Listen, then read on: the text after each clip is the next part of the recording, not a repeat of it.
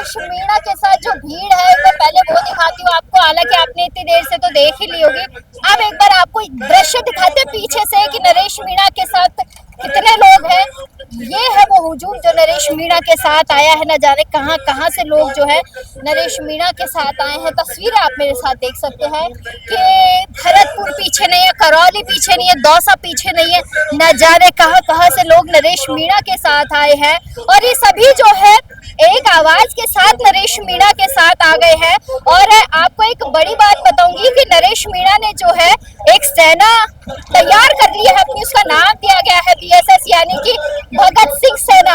और नरेश मीणा ने कहा है कि इस सेना में जो है तमाम लोग जो है जुड़ेंगे, 50,000 से ज्यादा लोगों को इस सेना के साथ जोड़ा जाएगा ताकि ज्यादा से ज्यादा लोग जो है नरेश मीणा के साथ जुड़े। ये आपको मैं इसीलिए बता रही हूँ क्योंकि नरेश मीणा के चाहने वाले बहुत है, नरेश मीणा के समर्थक बहुत है, नरेश मीणा को प्यार करने वाले लोग बहुत हैं। तो ये लोग पता नहीं कहाँ कहाँ से आए। मैंने बहुत लोगों से बात की, कोई दौसा से आया, कोई करौली से आया, कोई धौलपुर से आया है, कोई कोटा से आया, कोई झालावाड़ से आया। झालावाड़ के भी बहुत सारे लोग हैं, ऐसा नहीं है कि अंदर ही नजारा ऐसा, बाहर भी इतने ही सारे लोग हैं। कहाँ से आए हैं आप? सवाई माधोपुर से आए मैडम। सवाई माधोपुर से आए। अच्छा, नरेश मीणा के लिए क्या कहेंगे? मैडम सही लड़ाई लड़ रहे हैं वो। सही लड़ाई लड़ रहे हैं। हाँ जी हाँ जी। अच्छा, कहाँ से आए हैं आप लोग? हम टोंक से आए। अच्छा, क्या कहेंगे नरेश मीणा को अगर मौका मिल गया विधायक बनने का तो नरेश मीणा की छवि कैसी होगी? देखो, मैं छवि है कि हर युवा, हर समाज का युवा नरेश भाई साहब के साथ है। और आज 4 दिन से बिना अन्न पानी का नरेश भाई साहब यहाँ आंदोलन कर रहे हैं और हम नरेश भाई साहब के साथ है जब तक वो यहाँ रहे, जब तक हम नरेश भाई साहब के साथ है। अच्छा, ऐसे मैंने सुना है कि नरेश मीणा भी हनुमान बेनीवाल की तरह जो है अपनी आवाज दिखाने का दम रखते हैं। क्या लगता है हनुमान बेनीवाल और नरेश मीणा का जो आह्वान है जनता के लिए काम करने का, वो सही है? सही है मैडम, बिल्कुल सही है। हनुमान बेनीवाल जी की तरह ही हम नरेश मीणा के भी मतलब सच्चाई की लड़ाई के लिए आगे रहते हैं और नरेश भाई साहब भी सच्चाई के लिए आगे रहते हैं। अच्छा, नरेश जी ने एक वो बनाई है सेना बीएसएस के नाम से, भगत सिंह सेना। आप लोग ज्वाइन करेंगे उसको? यस मैम करेंगे। हम नरेश मीणा के साथ हैं और साथ रहेंगे हमेशा। हम भी जुड़ेंगे और हमारे मिलने वाले जो भी नरेश भाई को चाहने वाले सारे साथी उन सबको जोड़ेंगे और हमारी टीम को, नरेश भाई की सेना को इतनी मजबूत करेंगे, इतनी सेना जोड़ेंगे कि आने वाले समय में हम नरेश भाई साहब को एक बड़े योद्धा के रूप में तैयार करें। और सरकारों को आज भी नरेश भाई साहब झुकाने का दम रखते हैं, लेकिन आने वाले समय में पुरजोर तरीके से हमारी सेना काम करेगी, गांव-गांव में हमारी टीम होगी और फिर हम नरेश भाई के पद चिन्हों पर बच्चों के या कहीं भी कोई भी किसी अत्याचार होता है गरीबों के खिलाफ, आदिवासियों के खिलाफ, तो हम उस न्याय में हमारी सेना यही काम करेगी। अच्छा, एक बात बताओ, भजनलाल सरकार से क्या उम्मीदें थी और भजनलाल सरकार कितना खरी उतरी है इन पर? बिल्कुल भी खरी नहीं है।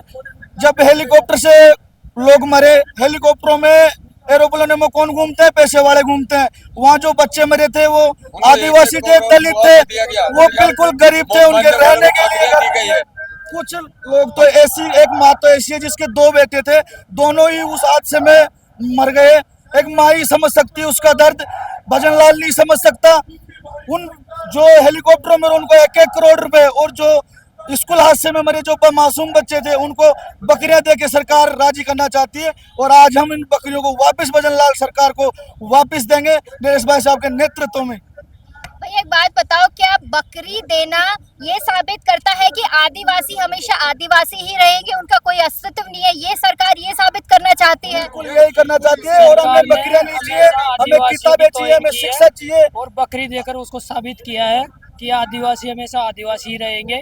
ये सरकार की आदिवासियों को बकरी चराते रहेंगे। आदिवासी लोग नहीं होते क्या? ये भजनलाल सरकार ने साबित कर दिया पूछो ना मैम। ये आप लोग उन जो सरकारों में बैठे हैं, जो मठाधीश बने बैठे हैं, आप उनसे ये सवाल करो कि आदिवासी का लोग नहीं है क्या? भैया, आदिवासी लोग नहीं होते, सरकार ये समझती है? सरकार ये समझती है, तभी तो सरकार बकरियां दी है। अगर आगे सरकार का किसी मंत्री का बच्चा या किसी सरकार के पदाधिकारी बच्चा मरता तो उनको भी बकरियां देती सरकार। क्या ये सरकार, भजनलाल सरकार अपने मन से कुछ नहीं कर रही है, ऊपर से पर्ची से जो आदेश आया है उसकी पालना कर रही है। जहाँ जहाँ पहले भी आप इतिहास उठाकर देख लो, जहाँ जहाँ बीजेपी की सरकार है, जहाँ जहाँ बीजेपी सरकार है, वहाँ बकरियां दी गई है। तो जहाँ भी कोई हादसा होता है सरकार बकरियां देख के ये अपना लिपापोती पूरी कर रही है। एक इंसान गरीब की मृत्यु बकरी के बराबर है क्या? अगर यह सरकारी बच्चे पढ़ रहे गवर्नमेंट विश्वविद्यालय में, सरकार गांव के गरीब बच्चे पढ़ रहे हैं, उनकी मौत का बदला क्या एक बकरी से पूर्ति हो जाएगी क्या? अगर यही किसी मंत्री का बच्चा पढ़ता होता तो स्कूल की हालत क्या होती? वो किसी से छुपी हुई नहीं है। अगर मीडिया सही तरीके से बात को उठाती है तो सरकार तक ये आवाज़ पहुंचेगी। अगर मीडिया अपनी जैसे ही अपने आला कमान के आदेश पे जो खबर चलाएगी तो जनता का कभी हित नहीं होगा। मीडिया चौथा स्तंभ है, जनता की आवाज़ उठाना मीडिया का कर्तव्य बनता है। इस बात को आप दिखाना, हम आपका बहुत बहुत शुक्रगुजार करते हैं कि आप अपना समय निकाल कर यहाँ पहुंचे और हमारी खबर लिए। बहुत धन्यवाद। नरेश मीणा जिंदाबाद, नरेश मीणा जिंदाबाद, इनकलाब जिंदाबाद। बहुत सारे लोग हैं नरेश मीणा जिंदाबाद के नारे लगा रहे हैं और ये काफी दूर दूर से लोग यहाँ पर आए हैं नरेश मीणा का समर्थन करने के लिए। हालांकि हम बाहर से इनसे बात कर रहे हैं और इतने ही लोग जो है अंदर मौजूद हैं। आप भी कुछ कहना चाहते हैं? कहाँ से आए? मैं झुंझुनू से। नरेश मीणा जी का समर्थन कर रहे हैं? जी मैम। अच्छा, एक खूबी बता दीजिए नरेश मीणा की।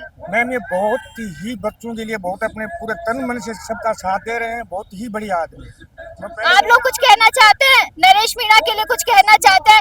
एक खूबी बता दीजिए नरेश मीणा की, कोई खूबी अगर आपको अच्छी लगती हो नरेश मीणा में। नरेश मीणा में मैडम इतना मुस्कुरा रहे हो तो एक खूबी बता दीजिए नरेश मीणा में ये खूबी है कि वो 8 दिन तक लड़े, गरीब लोगों के लिए लड़े। जो लोग दलित है, पिछड़े हैं, जिनका कोई नहीं है, उनका नरेश है, वो निस्वार्थ भाव से हमारी लड़ाई लड़ते हैं।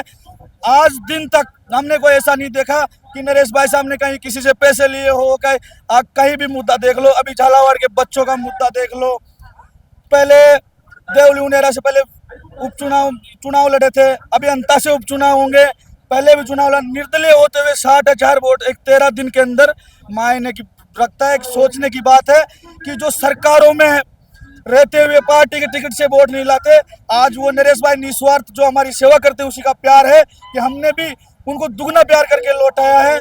नरेश भाई की सबसे बड़ी खूबी है कि वो निस्वार्थ भाव से गरीब लोगों की, सर समाज के लोगों के लिए हमेशा उनके हित में खड़े रहते हैं। आप कुछ कहना चाहते हैं नरेश के लिए? नरेश मीणा जी ने, अरे आप आइए आगे आइए, इन्होंने तो बोल दिया। अच्छा, एक खूबी बता दीजिए नरेश मीणा की, पूछती हूँ।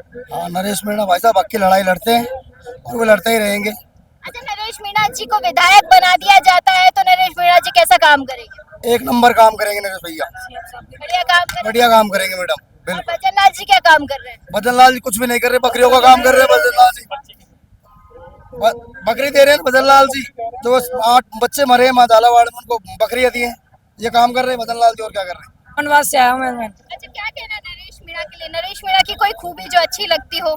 मैम नरेश मीणा भाई साहब सब समाज के वो है, जिन्होंने देख लो आज 4था दिन चल रहा है, खाना का एक दान भी नहीं खाया, सब समाज के लिए कर रहे हैं। वो झालावाड़ के 7 मासूम बच्चे मरे, उनके लिए न्याय के लिए बात कर रहे हैं सीएम साहब से ना।